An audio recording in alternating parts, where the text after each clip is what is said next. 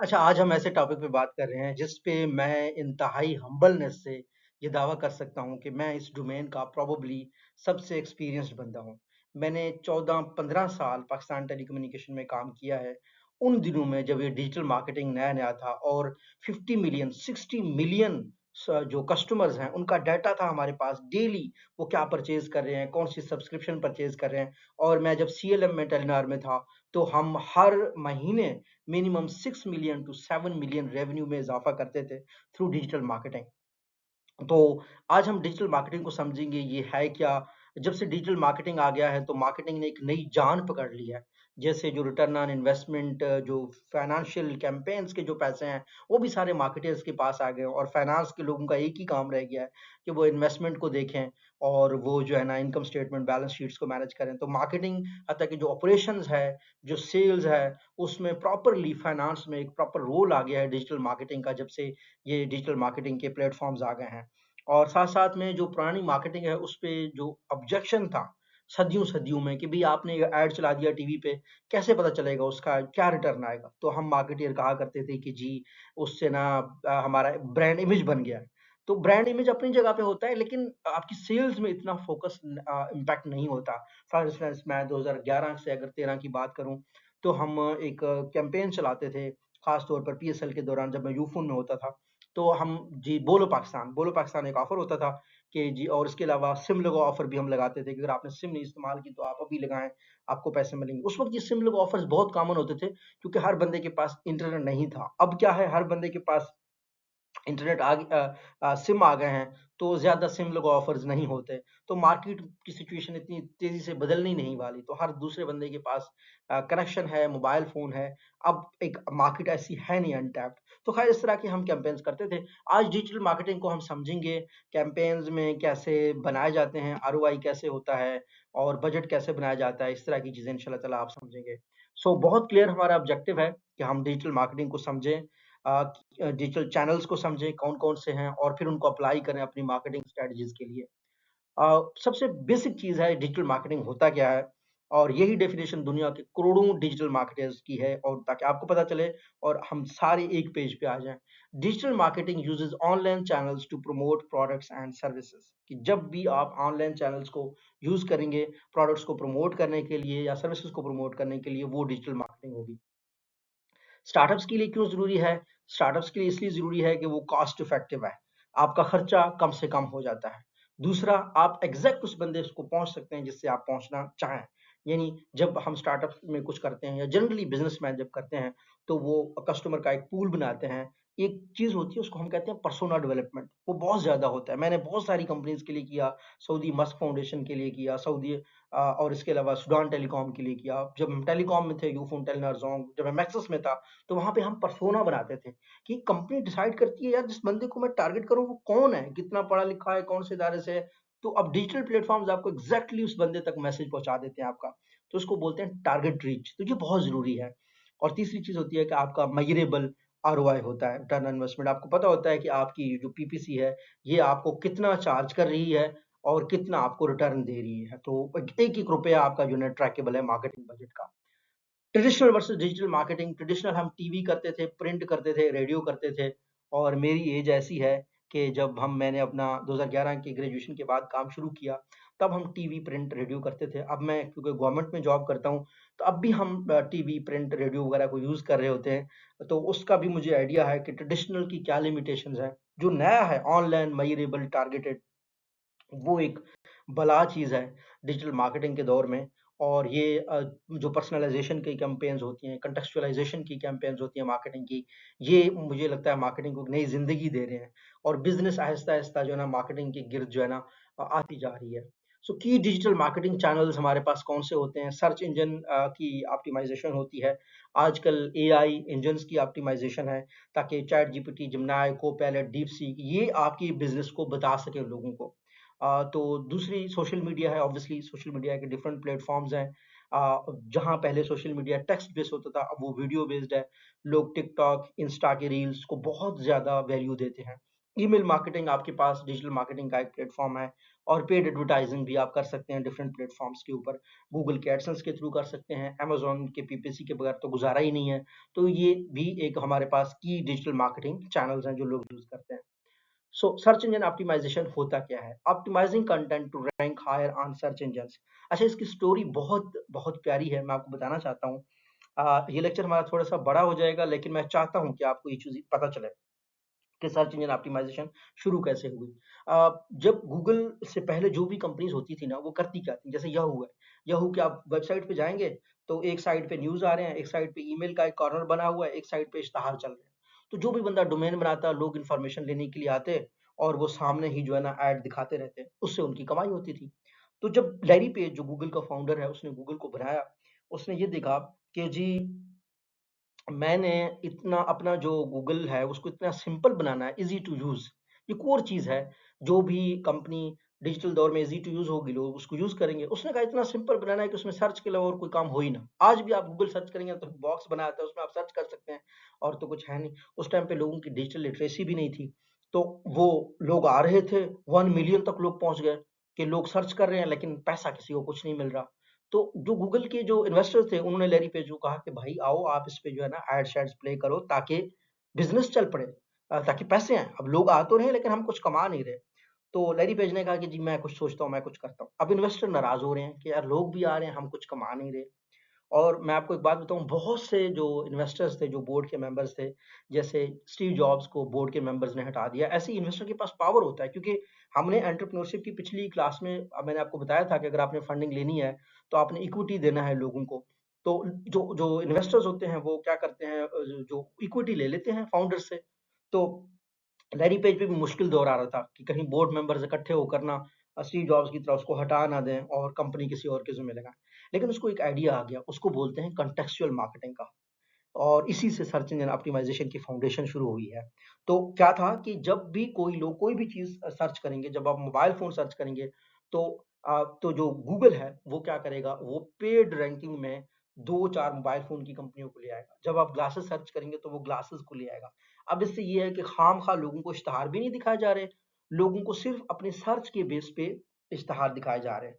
तो अब क्या है कि कंपनी टॉप सर्च पे अपेयर हो जाती हैं पैसे देकर गूगल को। दूसरा तरीका जो सर्च इंजन ऑप्टिमाइजेशन का, वो ये है कि आप ऐसे कीवर्ड को यूज करें, लोग जब सर्च करें तो आपकी जो प्रोडक्ट है वो नीचे आ जाए। गूगल को जब लोग यूज करते थे, गूगल सर्च करके, तो नॉर्मली पहला स्पॉन्सर्ड दी लिखा होता है, उसको लोग छोड़ के नीचे जो पहली कंपनी आती थी या पहली इंफॉर्मेशन जो भी आपने लेनी होती थी, वो लोग क्लिक करते थे। और वो होता था सर्च इंजन ऑप्टिमाइजेशन के थ्रू। और इसकी ये जो है ना फिर टर्म शुरू हो गए कि जी ऑर्गेनिक आपने रैंकिंग करनी है, पेड रैंकिंग करनी है। तो ऑब्वियसली जो लोग पे करते हैं वो पेड रैंकिंग होती है, वो भी डिजिटल मार्केटिंग का एक टेक्निक है।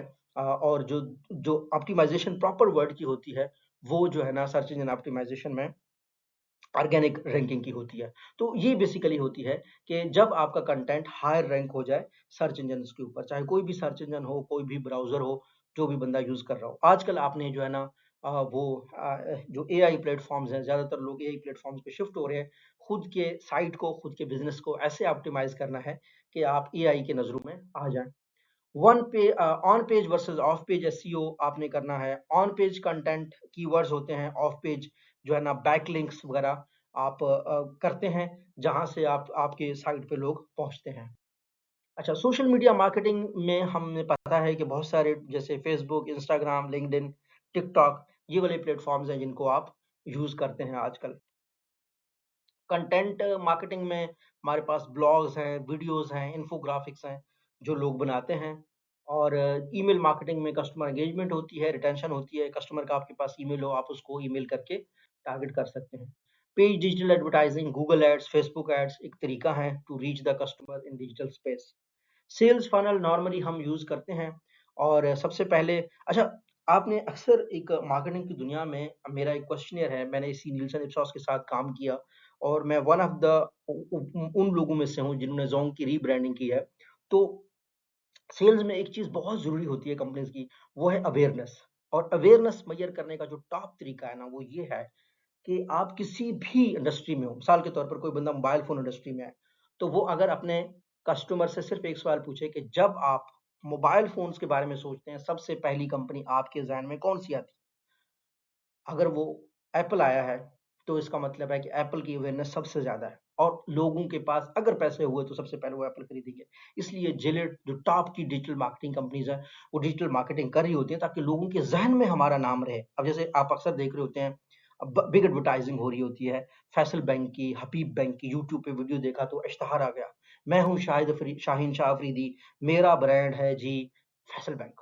ना कुछ बेचा, ना कुछ भी नहीं, सिर्फ एक लाइन कह दिया, कुछ बेचा तो नहीं है। अब उसकी वजह क्या है कि वो अवेयरनेस करना चाह रहा है। जो ही ये यंग बंदा जाएगा, ये जाके जो है ना अपना, उसके ज़हन में जो पहला बैंक आएगा वो फैसल बैंक आएगा। ऐसे कि फ़ोन में जो पहला नाम आएगा वो आईफ़ोन का आएगा, तो बंदा आईफ़ोन खरीदेगा। तो हमारा जो डिजिटल मार्केटिंग का जो फ़नल है ना, वो स्टार्ट ही अवेयरनेस से होता है। अगर कस्टमर से अवेयर है, तो आपके बाइंग के चांसेस हैं। अगर ऑनलाइन जो ही आपका इश्तिहार दे देगा तो क्या हो जाएगा, क्रेडिबिलिटी बढ़ जाएगी। जिस चीज़ को हम पहले से जानते हैं, अच्छा सुना है इसका नाम, तो क्या होता है, क्रेडिबिलिटी बन जाती है। तो सेल्स फ़नल स्टार्ट ही जो है ना, वो अवेयरनेस से होता है, वो डिजिटल मार्केटिंग से होता है।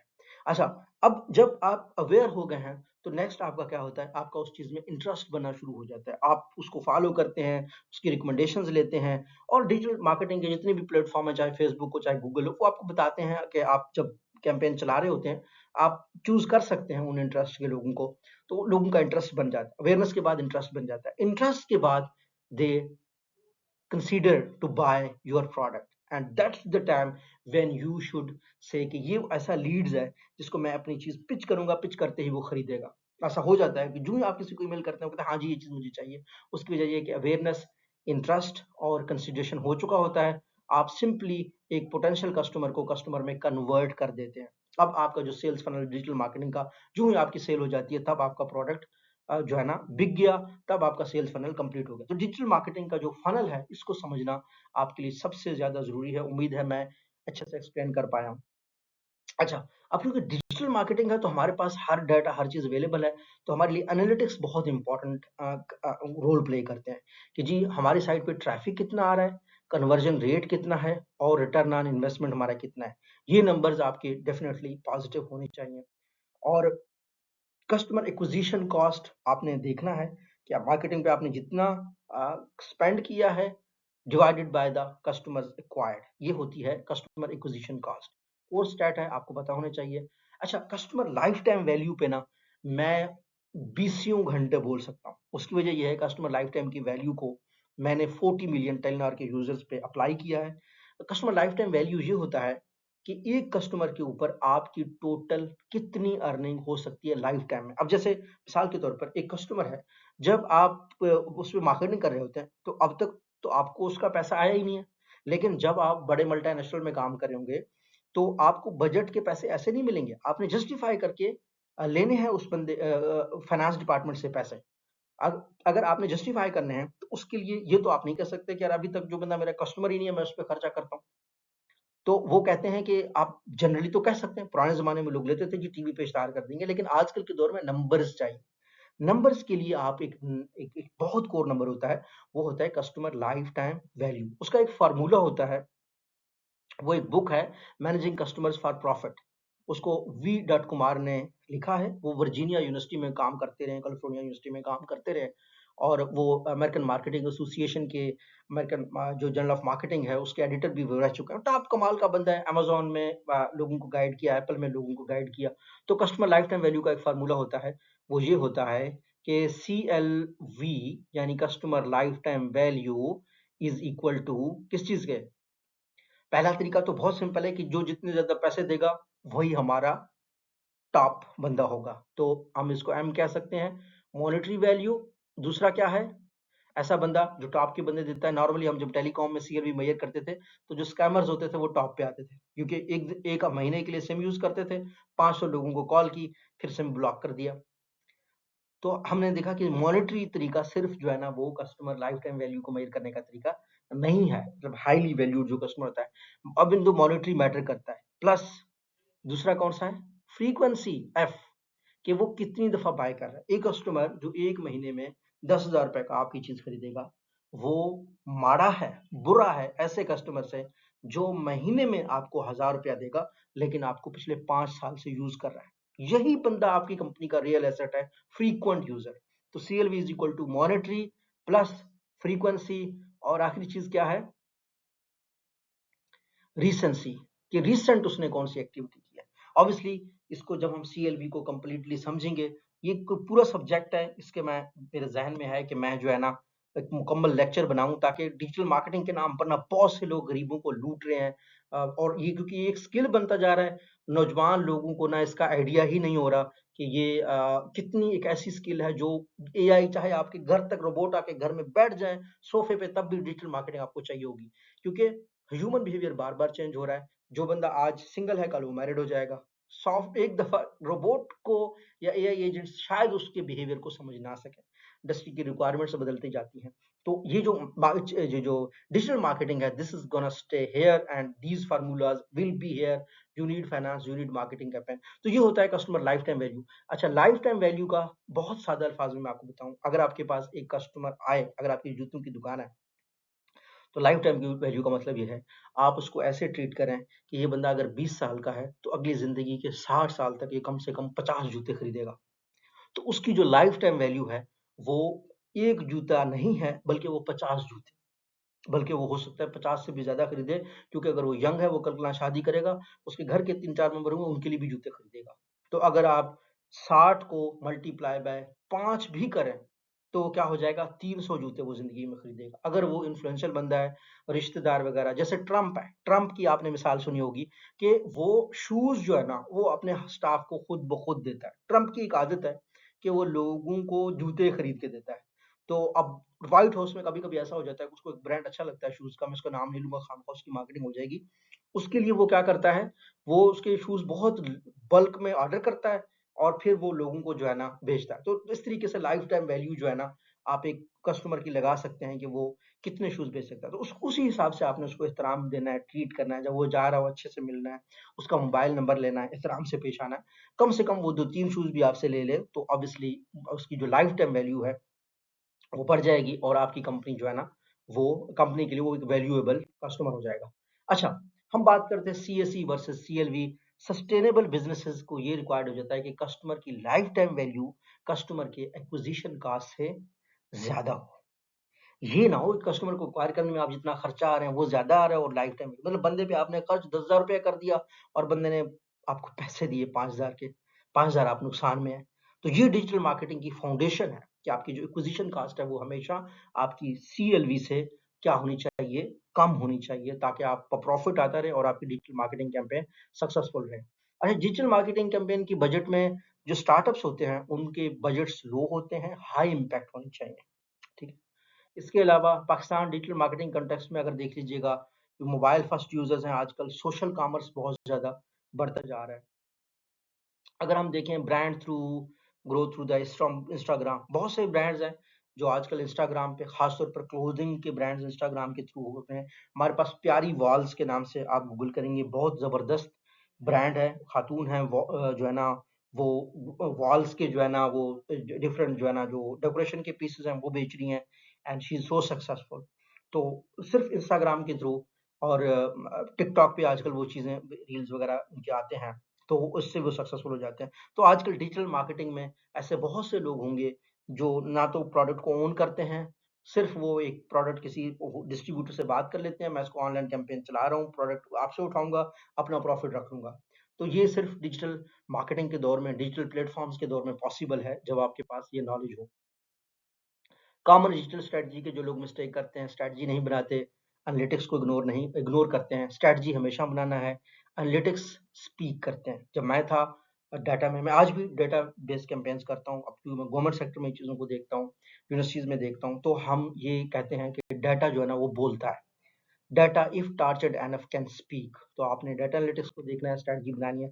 अगर हम समरी आज के लेक्चर की करें, तो हम कह सकते हैं कि डिजिटल मार्केटिंग जो है ना, स्केलेबल ग्रोथ को पुश करता है। अगर आपको डिजिटल मार्केटिंग आती है, तो अगर आपने इस लेक्चर को समझा है, तो मुझे बताइएगा कमेंट सेक्शन में कि कौन सा डिजिटल मार्केटिंग का जो चैनल है, प्लेटफॉर्म है, वो सूट करता है आपके स्टार्टअप के लिए। आप कौन सा स्टार्टअप करना चाह रहे हैं या आप कर रहे हैं। अगर आपने नहीं किया तो आप बता सकते हैं कि मेरा आइडिया ये है, मैं ये करने जा रहा हूँ और ये जो है ना मेरे बिजनेस को जो सपोर्ट करेगा। अब क्योंकि हमने मार्केटिंग भी देख ली है, हमने फाइनेंशियल लीगल एस्पेक्ट भी देख लिए, हमने हर एस्पेक्ट एक स्टार्टअप का देखा है, तो अगले लेक्चर में हम जो है ना बिजनेस प्लान राइटिंग और pitching of the entrepreneurial venture उसको पढ़ेंगे। और आई होप सो ये जो सारा सेशन आपको अच्छा लग रहा है, लोगों को लाजमी रिकमेंड कीजिएगा ताकि मैक्सिमम से मैक्सिमम लोग इसको देखें और ये सक्सेसफुल जो है ना हमारा कोर्स बन जाए। Thank you.